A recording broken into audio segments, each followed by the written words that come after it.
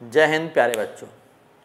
आज हम बात कर रहे हैं क्लास 12 में फिजिक्स में चैप्टर है आपका कैपेसिटर। याद आ गया? कौन सा? Electrostatic potential and capacitance.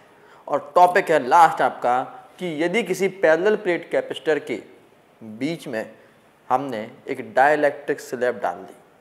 अभी कौन सी स्लैब डली थी? लास्ट वीडियो में आपकी एक कंडक्टिंग स्लैब डली थी। इस बार में क्या डालना है? एक डाइलेक्ट्रिक स्लैब डालना है। एक डाइलेक्ट्रिक स्लैब डालने के बाद उसकी कैपेसिटेंस क्या फ़र्क पड़ेगा, मैं पहले ही बोल चुका हूँ। एक कैपेसिटर की कैपेसिटेंस होती है C = A epsilon naught upon D, जहाँ पर D क्या है? दो प्लेट के बीच की दूरी, ठीक है। A क्या है? Plate area.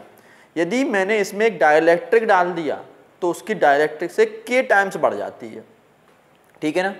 और यदि मैंने एक इसमें उसी के बीच में पूरे के बीच में एयर है और बीच में एक पतली सी पट्टी जिसकी थिकनेस T थी और कंडक्टिंग प्लेट डाल दी तो कैपेसिटेंस कितनी हो रही थी?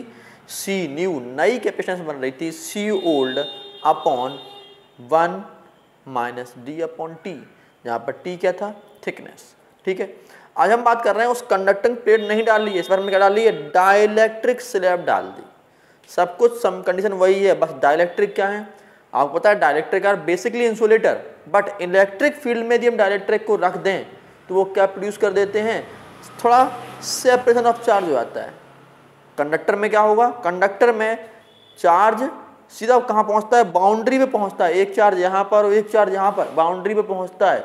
बट डाइलेक्ट्रिक में चार्ज स्लाइडली शिफ्ट, बस इतना से शिफ्ट हुआ। यानी कि इलेक्ट्रिक फील्ड बन तो रही है लेकिन इतनी नहीं बन रही है कि बाहर वाली इलेक्ट्रिक फील्ड के जस्ट अपोजिट डायरेक्शन में होने के बाद उसे कैंसिल आउट कर जाए। इलेक्ट्रिक फील्ड बनी बट उतनी नहीं बनी, ठीक है ना। यानी कि इलेक्ट्रिक फील्ड बीच में कुछ ना कुछ असर दिखाई, कौन सी? बाहर वाली इलेक्ट्रिक फील्ड। यानी कि ई आउटसाइड और ई इनसाइड जो डाइलेक्ट्रिक के अंदर बनी है वो इक्वल नहीं थी, तो उससे कुछ असर पड़ेगा, ठीक है ना। और उसको हम बात करने हैं इस वाले में कि उसका आपका क्या निकला, उसका एक्सप्रेशन क्या निकला। थिकनेस डालने पर उसकी थिकनेस जितनी है उसकी थिकनेस के हिसाब से नई कैपेसिटेंस क्या बनी वो हम इस वाले में पढ़ेंगे। चलिए भाई, सबसे पहले क्या करते हैं, हम अपना पैरेलल प्लेट कैपेसिटर बना लेते हैं। पैरेलल प्लेट कैपेसिटर याद आ गया? यानी कि दो प्लेट एक दूसरे के पैरेलल, दो प्लेट हैं आपकी, एक प्लेट जे और एक प्लेट जे, एक दूसरे के पैरेलल, एक पॉजिटिव चार्ज, ये पॉजिटिव चार्ज हो गई, और दूसरी प्लेट नेगेटिव चार्ज, ये प्लेट आपकी नेगेटिव चार्ज हो गई। इन दोनों का प्लेट एरिया, यदि हम प्लेट एरिया की बात करें तो प्लेट एरिया कितना? Plate area equal to capital A. Plate area दोनों का कितना? Capital A. इन दोनों के बीच की दूरी जो डिस्टेंस है यहाँ से लेकर यहाँ तक स्मॉल डी, दोनों के बीच की दूरी कितनी है? स्मॉल डी, हमें डिग्री मालूम पड़ गई। अब क्या करें सर? अब इसके बीच में एयर है लेकिन एयर के बीच में एक टी थिकनेस की क्या बनी हुई है? एक डाइलेक्ट्रिक स्लैब पड़ी हुई है, ठीक है। एक डाइलेक्ट्रिक स्लैब पड़ी हुई है जिसकी थिकनेस कितनी है? टी है। ये टी थिकनेस की एक डाइलेक्ट्रिक स्लैब डाल दी। अब क्या होगा सर? इलेक्ट्रिक फील्ड कौन सा होगा? एक तो इलेक्ट्रिक फील्ड आपका ये बना बाहर वाला, क्योंकि positive terminal to negative terminal होगा और इसका हम नाम क्या देते हैं? E outside. एक हमारा इलेक्ट्रिक फील्ड बना ये वाला और इसका नाम था ई आउटसाइड। जो हमेशा positive terminal to negative terminal चलता है, इलेक्ट्रिक फील्ड का डायरेक्शन को पता है, पॉजिटिव टू नेगेटिव। डन। अब क्या होगा? अब जो डाइलेक्ट्रिक जिसकी थिकनेस टी थी उसमें भी क्या होगा, चार्ज स्लाइडली शिफ्ट होंगे, यानी कि नेगेटिव यहाँ आएगा और पॉजिटिव यहाँ आएगा, नेगेटिव पॉजिटिव दिख रहा है ना, नेगेटिव पॉजिटिव बाउंड्री पे नहीं आए, देखो खुद देखो बाउंड्री पे नहीं आए, बस स्लाइडली शिफ्ट हो गए, क्योंकि हम पहले पढ़ चुके हैं डाइलेक्ट्रिक चाहे वो पोलर डाइलेक्ट्रिक हो या फिर आपका नॉन पोलर डाइलेक्ट्रिक हो, दोनों ही डाइलेक्ट्रिक यदि पोलर हुआ और नॉन पोलर हुआ तो उनमें क्या होगा, चार्ज का स्लाइडली शिफ्टिंग होगी। अब शिफ्टिंग होगी तो यहाँ पर भी क्या होगा, positive to terminal to negative terminal एक इलेक्ट्रिक फील्ड जनरेट हो जाएगी। ठीक है, क्या जनरेट होगी, इलेक्ट्रिक फील्ड, और इसे हम बोल दे रहे हैं ई आई। डायरेक्शन आपको दिख रहा है ई आई का, ठीक है। बट अभी यहाँ पर जो ई आई आप देख रहे हैं वो उसकी वैल्यू ई आउटसाइड के बराबर नहीं है। जब बराबर नहीं है तो कुछ ना कुछ इसका ई आउटसाइड का कुछ ना कुछ इफेक्ट यहाँ पे पड़ रहा होगा। यदि हम बात करें कि यहाँ पर जो इलेक्ट्रिक फील्ड जो यहाँ बन रही है इन डाइलेक्ट्रिक,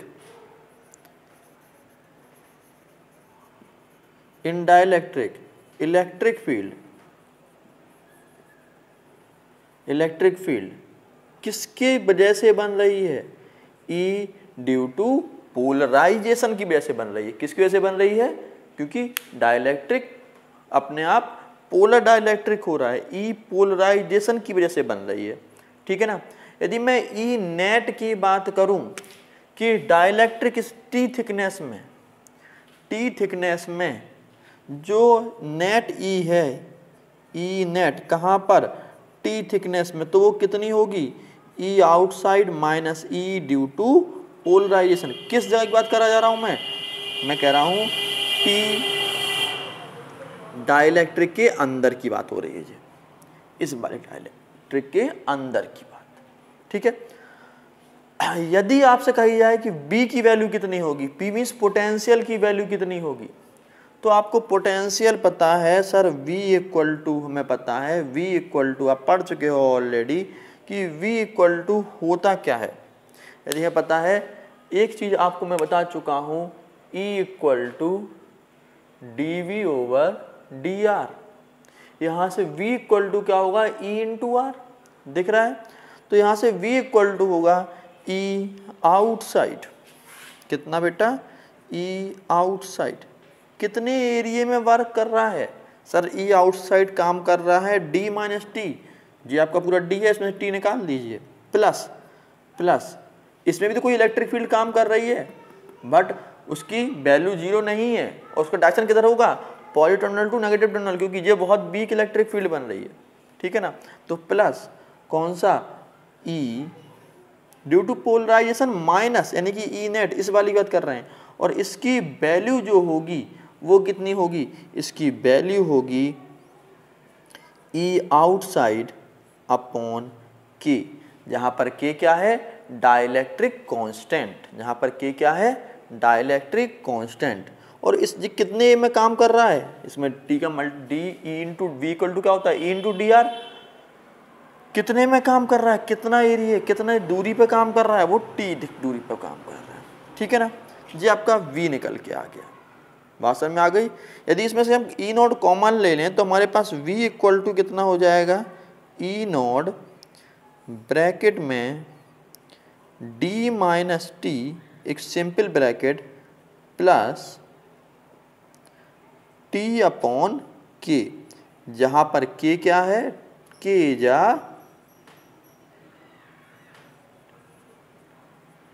डाइलेक्ट्रिक कांस्टेंट, किसका, जो डाइलेक्ट्रिक स्लैब डाल रखी है उसका डाइलेक्ट्रिक कांस्टेंट। अब हमें पास क्या मिला, V equal to D minus T plus T upon K, done. अब अभी तक आप जो पढ़ते हुए आ रहे हैं, क्या पढ़ते हुए आ रहे हैं सर, हम निकालते हैं और फिर V की वैल्यू पुट करते हैं। ठीक है ना। तो हम वही करेंगे इसमें भी। ठीक है। अब आपको पता है इस ई की वैल्यू, जिस ई नॉट की वैल्यू क्या होती है, सिग्मा अपॉन एप्सिलॉन नॉट। कितनी होगी, सिग्मा अपॉन एप्सिलॉन नॉट, ठीक है ना। तो अब देखो बेटा v इक्वल टू कितना कर दें हम, आपको पता है, यहाँ पे मैं लिख देता हूँ, इसको मैं रफ कर देता हूँ, ठीक है ना, और यहाँ पे ब्रैकेट में लिख देता हूँ ई नॉट इक्वल टू क्या होगा, सिग्मा अपॉन एप्सिलॉन नॉट। तो sigma upon epsilon not bracket में, इसको हटा ही देते हैं क्योंकि आपको रफ कन्फ्यूजन होगा, ब्रैकेट में डी माइनस टी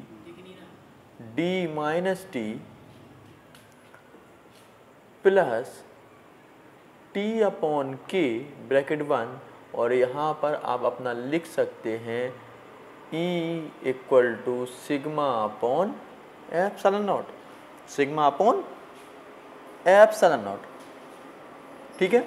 अब देखो बेटा इसमें से कुछ और भी समझना है। सिग्मा इक्वल टू होता है Q upon E, charge upon area is equal to sigma, sigma equal to क्या होता है, चार्ज अपॉन एरिया। हमें वैल्यू पुट कर रहे हैं तो कितना होगा, v equal to Q upon A epsilon not bracket D minus T plus T upon K. Done, इतना समझ में आ गया आपके। अब देखो बेटा इसी क्वेश्चन नंबर यदि मैं 1 बना लूँ, जो हमारी क्वेश्चन नंबर कौन सी बन गई, 1 बन गई। अब इस क्वेश्चन नंबर 1 की हेल्प से हम क्या निकालेंगे, हम अपनी वैल्यू निकालेंगे। तो अभी तक हमें पता है, हम कुछ जानते हैं, हम जानते हैं c equal to Q upon Q equal to C B, फिर आपको वही लेके आता हूँ, फिर आगे बढ़ाता हूँ, ठीक है ना। q equal to C V, यहाँ से c इक्वल टू क्या आ जाएगा, q अपॉन v। तो हमें c किसकी निकालनी है, इसके लिए निकालनी है, ठीक है। तो अब देखो बेटा c from equation 1 put value of v, हम v की वैल्यू पुट कर रहे हैं इक्वेशन 1 से। देखिए अब जैसे ही v की वैल्यू पुट करेंगे कुछ ना कुछ निकल के आएगा। क्या निकल के आएगा, c equal to q charge हो गया अपॉन, ये चार्ज की वैल्यू हो गई। अब जो v की वैल्यू किसी पूरी पुट करिए, q upon A epsilon not, समझ में आ रहा है क्या किया, जो पूरी वैल्यू पुट करेंगे हम ब्रैकेट में d minus T plus T upon के, q से q कट गया और ये पूरा ए एप्सिलॉन नॉट ऊपर चला गया, ठीक है ना। तो c इक्वल टू कितना आ जाएगा, ए epsilon naught upon D minus T plus T upon के। इतना समझ में आ गई आपके। अब इसमें थोड़ा सा हमें कैलकुलेशन करना है, कुछ कॉमन लेना है, ठीक है ना। यदि इन दोनों क्वांटिटी में से मैं स्मॉल टी कॉमन ले लूँ, किन दोनों में से, इन दोनों में से, मैं देखिए किन दोनों में से, यदि मैं कहूँ कि इन दोनों में से मैं स्मॉल टी कॉमन लूँ तो क्या बचेगा। देखो बेटा स्मॉल टी कॉमन लेते ही हमें क्या मिलेगा, देखना, जैसे ही हम स्मॉल टी कॉमन लेंगे यहाँ पर, आप यहाँ पर देखना बेटा, c equal to A epsilon naught upon D, ठीक है ना।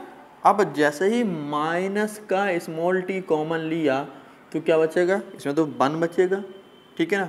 और देखो माइनस का कॉमन लिया मैंने तो यहाँ पे भी क्या आएगा, माइनस के 1 अपॉन के, क्या भी आएगा, क्योंकि माइनस का माइनस साइन, क्योंकि माइनस का टी कॉमन लिया तो माइनस के 1 अपॉन के बचा। डन। अब अपने पास ए वैल्यू निकल आई। अब देखो बेटा यदि इन दोनों, एक क्वांटिटी जे, हमारे पास कितनी क्वांटिटी, एक कैसी क्वांटिटी बची है हमारे पास, 2 क्वांटिटी बची, एक तो जे वाली दिख रही है और एक पूरी इंटायर। इन दोनों में से यदि मैं कुछ और भी कॉमन लेना चाहूँ, जैसे कि मैं डी कॉमन लेना चाहूँ, क्या लेना चाहूँ, डी कॉमन लेना चाहूँ इन दोनों क्वांटिटी से, देखो आप रेड दिख रही ना, तो डी कॉमन ले तो क्या बचेगा, आप खुद देखिए, ए एप्सिलॉन नॉट तो बचा ही अपने पास, ए एप्सिलॉन नॉट अपॉन, यदि मैंने डी कॉमन ले लिया तो big bracket 1 minus T upon D, और एक छोटा सा ब्रैकेट 1 माइनस 1 अपॉन के, और दोनों ब्रैकेट 1। बात समझ में आ गई? क्या किया, इसके बाहर निकल आया, उसमें डी नहीं है तो इसमें क्या करेंगे, अपॉन में डी आ जाएगा, और ये तो पुराना पैकेट अपने पास है ही, पुराना वाला। ठीक है। अब यदि आप जानते हो, यदि हमारे पास केवल एयर था, डाइलेक्ट्रिक नहीं थी, when only air, when only air in between the plates, यदि प्लेट के बीच में ओनली एयर है तो क्या होगा, तब सी कितनी होगी, मैं उसे सी ओ से दिखा रहा हूँ, वो कितनी होगी बेटा, ए एप्सिलॉन नॉट अपॉन डी।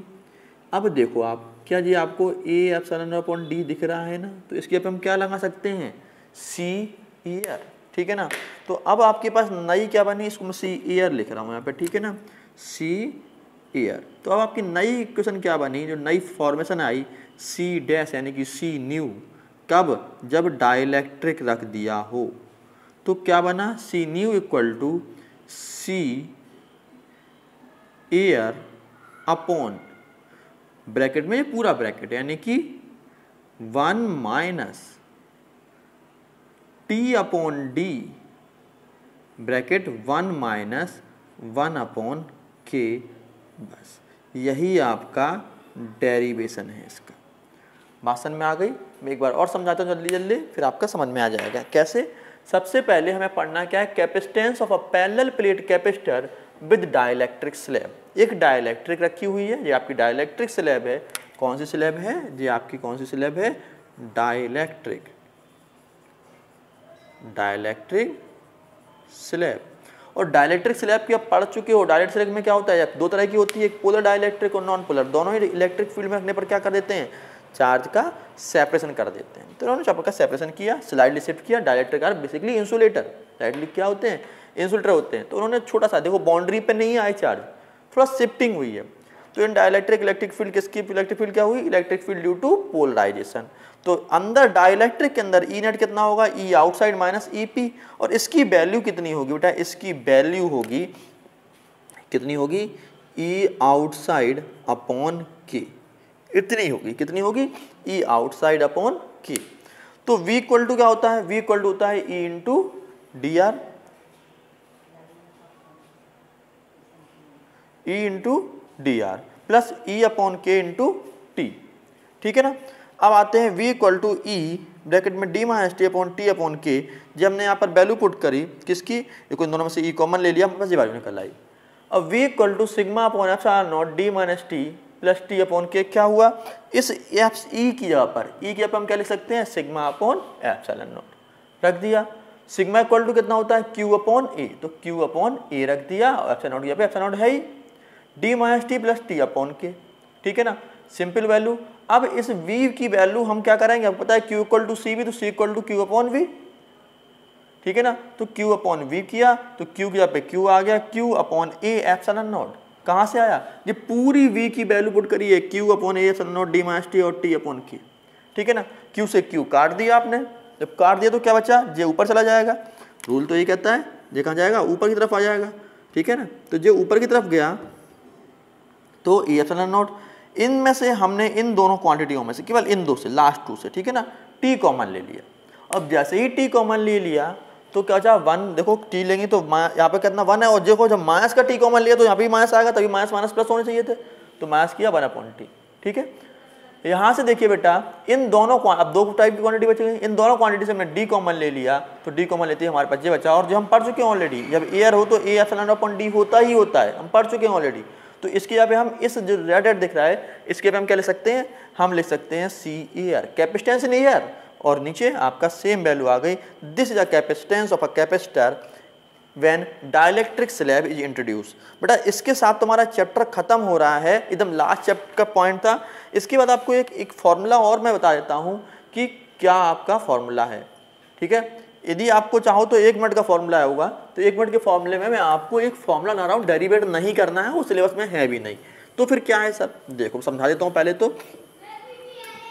क्या है वो देखो बेटा, क्या हुआ कि एक कैपेसिटर आपने चार्ज करके लाए, एक कैपेसिटर आप चार्ज करके लाए, एक कैपेसिटर अभी चार्ज करके लाए, एक आपके पास एक कैपेसिटर है, जी आपके पास कैपेसिटर फुल चार्ज है, इसके बाद आपने एक कैपेसिटर और जोड़ दिया, एक चार्ज कैपेसिटर के साथ में एक कैपेसिटर जोड़ दिया, तो कुछ ना कुछ एनर्जी लॉस होगी। यदि इसकी कैपेसिटेंस C1 है और इसकी कैपेसिटेंस कितनी है C2 है, इन दोनों के बीच का पोटेंशियल डिफरेंस V1 और यहाँ का पोटेंशियल डिफरेंस V2 है, तो फिर एनर्जी लॉस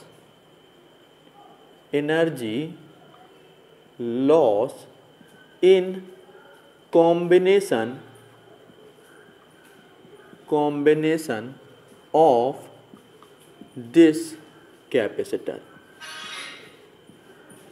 इस कैपेसिटर में एनर्जी लॉस कितनी होगी। तो एनर्जी लॉस जब आपका कॉम्पिटिटिव के लिए क्वेश्चन होगा, आपका कॉम्पिटिटिव में आता है, इंपॉर्टेंट है आपका, और कॉम्पिटिटिव में ऐसा क्वेश्चन पूछा जाता है, तो एनर्जी लॉस के लिए आपका फॉर्मूला होगा energy loss equal to 1/2 C1 C2, यानी कि इसकी कैपेसिटेंस और इसकी कैपेसिटेंस, इतनी एनर्जी लॉस होगा, और ब्रैकेट में क्या होगा V2 माइनस V1 का whole square upon C1 plus C2। ये किसका है, यदि दो कैपेसिटर इस तरह से एक चार्ज लगा के रख दिया हो, दूसरे कैपेसिटर को लगा दिया, एक चार्ज करके लाए थे, उसमें अनचार्ज कैपेसिटर ऐड कर दिया, तो कुछ ना कुछ एनर्जी लॉस होगा। तो एनर्जी लॉस का फॉर्मूला कितना होगा, 1/2 C1 C2 V2 minus V1 का whole square upon C1 C2। इस फॉर्मूले को आपको याद रखना है, क्योंकि आपके कॉम्पिटिटिव एग्जाम में आता है। तब तक के लिए आप क्या करें, लाइक करेंगे, शेयर करेंगे और सब्सक्राइब करेंगे। तब तक के लिए गुड बाय, जय हिंद बच्चों।